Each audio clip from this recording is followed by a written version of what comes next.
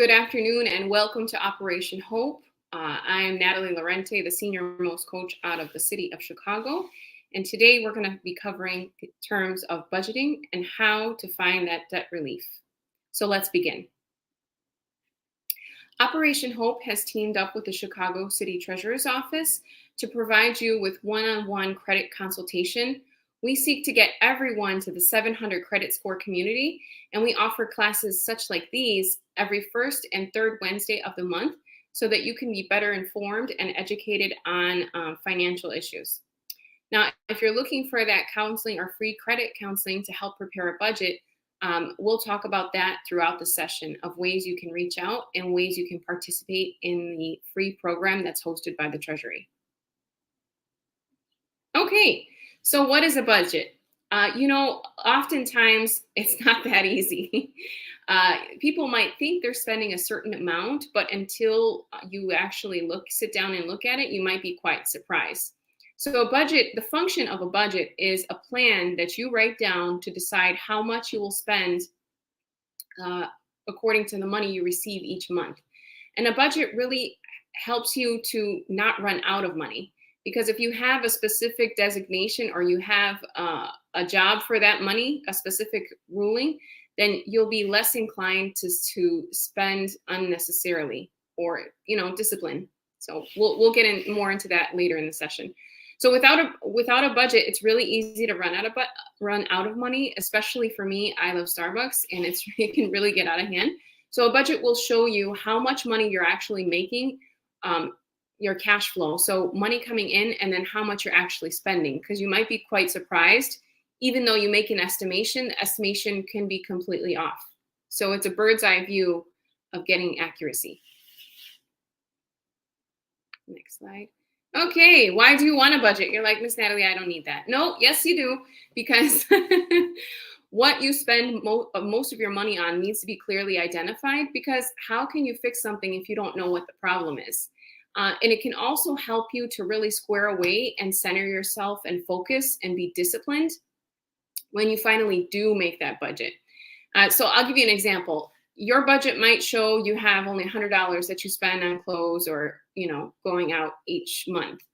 And by having an actual budget or by setting yourself up with limitations, it will greatly assist you in the end, because then you'll have money in your pocket at the end of the month. Okay, so what's the first step, Miss Natalie? First step is tracking your expenses. So what you need to do is you need to track your monthly spending for at least 30 days. And by that, I mean taking one of your bank statements and marking from the beginning of the cycle to the end of the cycle, how much you're spending, what money's coming in and what money's going out. And it's a great way to identify your needs from your wants. Remember, spending less is happiness. All right. This is the unfun part, but it is the part that facilitates you and will help you most. Where does your money go?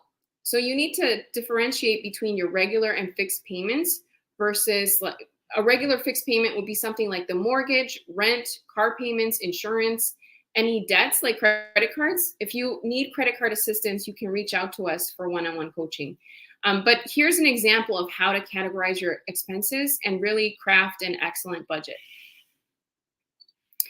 So as I mentioned earlier, excuse me, expenses are categorized into two main functions, both your fixed set expenses and things that fluctuate. So here would be examples of some of the categories that you should have. Cell phone, debt repayment, like credit cards, payday loans, even traffic tickets should be in that category. Eating out, a lot of families eat out often because they're just on the go, but there's a way around that. And there's a way, if you want to do the planning or if you actually sit down and do the planning, you can save quite a bit of money. Next would be education and childcare. This is really important to include those field trip costs and any other activities, together with entertainment. So entertainment costs can kind of creep up on you. Anything from movie concerts, just going out to the mall, whatever whatever it is that you spend in the entertainment section. And then groceries is the largest portion for most individuals. So outside of the mortgage or your rental payment, your groceries and your eating out will probably be the largest. Another category that isn't often talked about is subscriptions. So subscriptions can get a little bit out of hand. I know we're post-pandemic, but those Amazon, Hulu, and other subscriptions can really add up. And then one other area, so who didn't love back in the day the blue light special, right? At Kmart or at Venture. But nowadays, it's gone to an online platform where you can use Klarna, you can use Afterpay and things like that, which is really helpful if you're in terms of like a layaway process, but then it can also be harmful. So I would recommend setting up a separate category for those expenses and to watch those more carefully. And then here's some others. I'm not going to mention all of them, but we have health expenses and especially transportation can add up. So let's keep going. All right, categorizing expenses. So then once you have your categories, what you would do is you would go through your monthly statement and then you'd add up, you'd tally for the month how much you have in each bucket. So I like to call these buckets because these are your category buckets. So once you have those category buckets, you would come to a final total of what they are. Oops, sorry. Yeah, I think we missed a part there. So that's the most important and the first step in crafting a budget is categorizing your expenses and tracking your expenses in the first 30 days. So now let's get over to step 3, which is the most imperative, where if you find your problem areas or your red spots, you identify your blind spots so you can make a change. Here are the budgeting guidelines based on the national averages. So if we divvy up your money into a big, large pie, housing generally accounts for 35%, and that's the national recommendation. And then we have food costs, transportation costs, debt repayments, and the like. And also, if you haven't already, you should be automating your savings deposits. Before you receive your payroll check, you should be putting at least 5 to 10% away. It should be automated. So before you receive your actual monies, it's already in your savings account. It's very good to do that. Okay, and then another area of opportunity are utilities. Sometimes what most people don't know or haven't realized or just didn't have the time to think about is that you can renegotiate your contract. So whatever contract you have with Xfinity, Comcast, or say your cell phone provider like Verizon or T-Mobile, you can renegotiate your contract or you can move your business to someone else. And then another one is insurance. If you notice your insurance is a little high, or if you combine insurances, like say you have renter's insurance or homeowner's insurance and you combine them, that's another savings opportunity. I know with inflation right now, the food costs have gone up a lot more, and some people are commuting, some are not. So I would say the top 3 categories are still as listed here on the pie chart, the 35% for housing, food, and transportation costs. So these are based on the national guidelines, but you collectively as an individual or as a couple or as a family, you need to set your limits. So for example, if you say, hey, I'm not paying more than $1,800 on rent, or hey, like maybe it's time for me to refinance this mortgage. Those are things to take into consideration. And then if you notice you're spending, like, I would say for a family of 4, if you're spending more than $1,000, or if you're spending, close to $800, that there's ways to curb those costs. I'll use myself as the guinea pig. For myself, I always set a limit, no more than $100 each paycheck for eating out. And this will reduce your overall spending, and you can use it for something else like vacation. Okay, so here's a short budget exercise, and it's just, so you can kind of see what it looks like. And if you like the pen and paper, or if you want to visually see this, you can go to a free website. It's https://www.consumer.gov, and it's the budget worksheet that you should be accessing, and it'll help you to kind of write these things down Or if you don't like that way, if you're an iPhone user, you can always check your notes, or you can download some different applications. There's many apps that are free that you can use to track your budget and to kind of itemize your buckets, your categories. So this is really helpful. You can take a screenshot of this if you want. And this is definitely a way to separate your needs from your wants, because those can be tricky. Because, most people can say, mama needs that new pair of shoes. No, she doesn't. She's all right. Here we go. Okay, so now I'm going to take the opportunity to talk about some of the different types of budgeting methods. There are many. I believe I last counted, there's about 11 different methods. But today I'm going to talk to you, I think we only have 3 or 4 listed. So let's get into it. You're probably thinking, Miss Natalie, okay, I downloaded my statement. I went through the statement. I got my bucket categories. I have it seen, said. Any goal, listen, any goal should be seen, said, and written down. If it's not truly a goal, and you might not commit to it. So let's talk about these methods. Now, first things first, we have the budget method called 80-20. And with the 80-20 rule of budgeting, you first put 20%. So you take that 20% of your savings and put it directly into the savings. So you automate it. So for example, if you have $1,000 that you earn, or if you have $2,000 you earn, whatever you make, 20% of 1,000 is $200. So before you even see anything or spend anything, the $200 is going directly to your savings account. And it's considered the pay yourself first budget. And it's a simple way to become more stable. You'd be surprised if there's 26 pay periods in 1 year, even if you put $100 each paycheck, that's $2,600 come December. So it's really good to keep those type of things in mind. And then it's really for these kind of people, for those people that don't really like so much structure, they want to just have a little bit more freedom, but they know they've already have 20% tucked away somewhere. And this can also work for your, especially in taxes, for those that are gig workers or 1099 workers. If you reduce your overall income, so if you're putting something in your 401k plan with your job, or just putting something away in 401k in general, it can reduce your overall AGI, your adjusted gross income. So that's something to consider. All right, budget method 50, 30, 20. You're like, okay, Miss Natalie, what's all these figures? Right, so let's talk about it. A simplified version of the 50, 30, 20 rule, it means you only put 50% to your take-home pay. Now, this is the one that I would recommend to a lot of couples that are both working.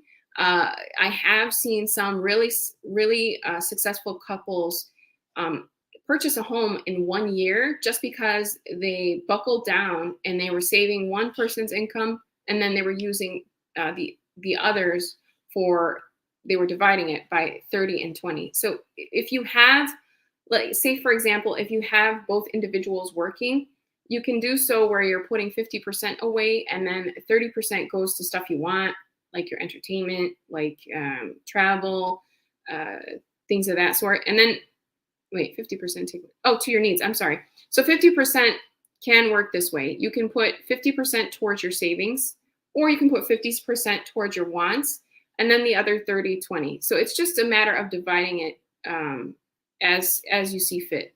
But this method works better for couples. Okay, so here are some of our highlights for today, and I'll share a quote to encourage you. There is no dignity quite so impressive and no independence quite so important as living within your means. Quoted by Calvin Coolidge, not myself.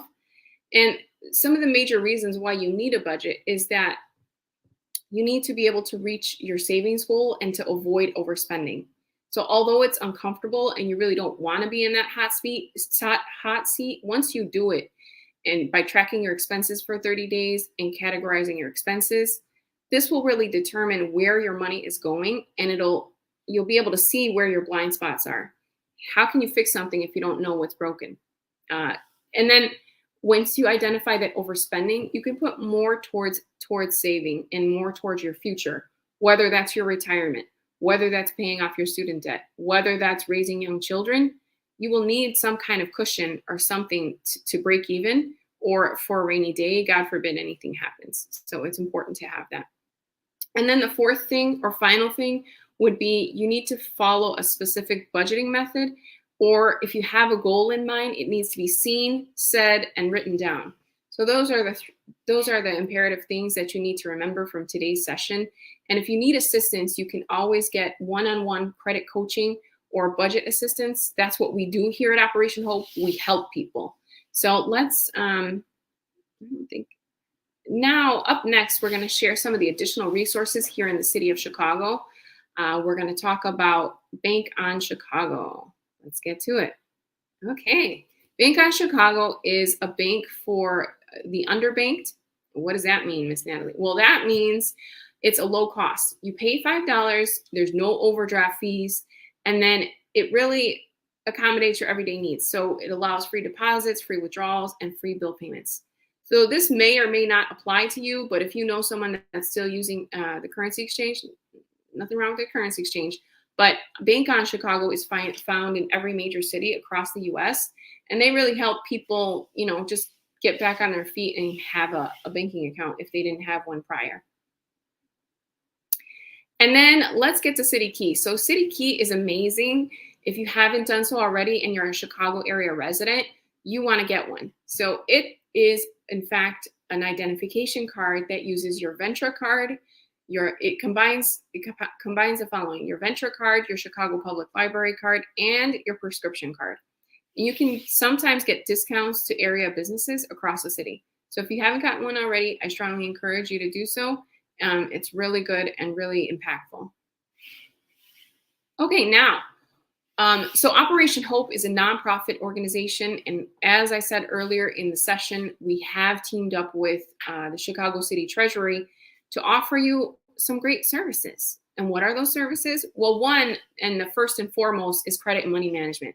So if you've been in a bind, if you've been thinking about hiring on one of those companies that fixes your credit, if you are just overwhelmed with too much debt, then you need to come see us. Why? Because the program is free and completely confidential. We help you build out a budget. We help you with the steps, step 1, step 2, baby steps of how to fix and correct your credit and get you to the 700 credit score community. And all of those services, whether it takes you 3 months or whether it takes you 1 year, or even if it takes you beyond a year, we help you every step of the way. And a lot of people have really benefited from it, and a lot of couples especially, to get their budget back on track and to get their financial goal, in sight. So whether it's buying a house or whether it's setting up a business, Operation Hope and the Treasury team can help you out with that. Now, we have 2 more coaching programs. One is called Small Business. Now, apart from the credit and money management program, which is more one-on-one with your coach, I'm a fellow coach, Small Business is where you have 8 weeks of formalized virtual classes. So as long as you're logged in online and participating and listening to your instructor, they'll take you from A to Z of the small business process. So what is that? Setting up a EIN number, knowing your overhead costs. Okay, what is your target market? What is your business plan? Operation Hope has a grant with Shopify to be able to offer services to clients that successfully complete the program. So there are a lot of opportunities for mentorship and just for general assistance, even if you've already set up a job or you've already set up a business and you've made it full time. You've made it your passion project and the way you earn money. Then I highly recommend you take the 8-week course. Why? Because the 8-week course might show you something that you've missed. Maybe the back end costs, something you didn't consider. And it will give you an opportunity to intermingle with other folks that are like-minded that might give you ideas for your business that you didn't have before on how to be more effective. So that's one.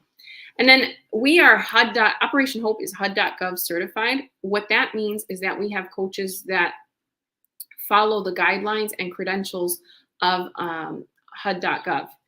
And those are formalized classes as well. And that's also an 8-week virtual course. And depending on your income, how much you earn, you can possibly have either assistance with down payment down payment assistance or closing cost assistance. People don't think they're thinking about down payment. Down payments are generally 20%. For first-time home buyers, they're 3 to 5%. But for what people don't often remember are the appraisal costs that you'll have to come out of pocket for, and also the cost of the closing costs. So closing costs can be anywhere from 3 to 5% of the total loan value. So those can add up. Those costs can add up. So in the home ownership program, they really take a full assessment of all the things maybe you have considered or you have not considered. And even if you're already a homeowner, it can be beneficial for someone either a family or a friend, to utilize the program. And all programs are free of charge. They just have to participate and stay active. Okay. So you're probably thinking, okay, what about that grant that you mentioned, Miss Natalie? Yes.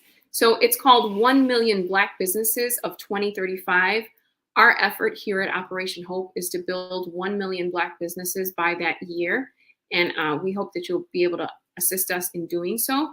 If you search up 1MBB Operation Hope, it will populate and you'll be able to see all that it entails and how the program works. You can even search up a mentor in the area and a ton of stuff, or be assigned a coach. If you'd like immediate assistance, you can reach out to me directly and I can connect you with a small business coach that can assist you on site. And then lastly, Operation Hope does care about its constituents. As much as, Operation Hope and the Treasury is committed to your excellence and here, being active here in the community, the city of Chicago. On occasion, there are natural disasters such as COVID. And this organization was founded by John Hope Bryant, and it got its onset with, its first beginnings were in East LA with the Rodney King riots. That was one natural disaster that a man thought to do something about it. And he thought, what better way to help my community than to educate them on financial things and how things work. But if you're in immediate assistance, or say like the roof fell down, or for example, I think there were some efforts in St. Louis as of late for the flooding there and things that occurred, as well as Louisiana and other parts of the US. So if you have a family member that's not in the Chicago area but still needs assistance, they can easily contact this number or click on the link that's listed here, or search up even Operation Hope, the customer service number. So this is the customer service number where you can be guided either to credit counseling in your general vicinity. We have a lot of virtual coaches as well. Or if you need assistance regarding your property or your person, you can contact us and we'll refer you out. Okay, next steps. So this is a little bit different. So right now, any free counseling is offered on a one-on-one basis. And the best way to reach me is actually not through that link, but through my email or my phone number. We can book your first initial session and identify what your goals are. And then there is an online process. And with that online process, you create your own user ID and password. And with that user ID and password, you'll be able to see all of your progress, your credit report, what your homework assignments are, where we are. And then you can always reach out to me directly. I'm pretty open. You can always text and call with specific questions. And we can definitely assist you with whatever that is. At this point, I've been a coach. I've been in it for a while, so I'm not afraid.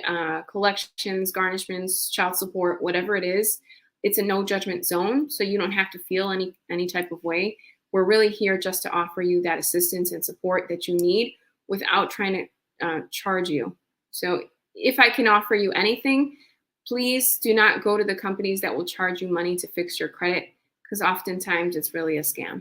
So protect yourselves. Reach out to us, take advantage of the Operation Hope and Treasury programs, and we hope to see you again shortly. Thank you so much for joining today. Take care. If there are no questions, we want to thank you all for joining us today. We want to thank Coach Natalie for sharing her expertise with us. And on behalf, okay, hold on, I see a question. Oh, let's get it. All right.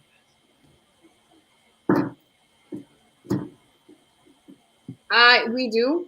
We do have MBB coaches in Chicago. Yes, we do. And so for those who are watching, Coach Natalie's information is showing on the screen, and she can make sure to connect you with the coaches in our Chicagoland area. Right. And then I should also add the first week of May, the Chicago City Treasury will be doing something for for business. I think it's Smart Business Week. National Small Business Week. National Small Business Week. I stand corrected. Yes. So if you're able to tune in the first week of May, we will have additional programming. But if you want to be connected right away, just reach out to me and I'll get you connected. All right. Are there any other questions from our viewing audience today? All right. So again, we want to thank Coach Natalie from Operation Hope for sharing her expertise. Again, everyone, this information is free. The program is free. There is absolutely no charge to our constituents to participate in this program. So you have the information here on the screen for you to connect with Coach Natalie. And we look forward to seeing you again tomorrow, where we will have AARP joining us in a conversation about retirement. Thank you so much for joining us for Money Smart Week 2023. And we will see you again tomorrow at noon. Thank you. Thanks so much.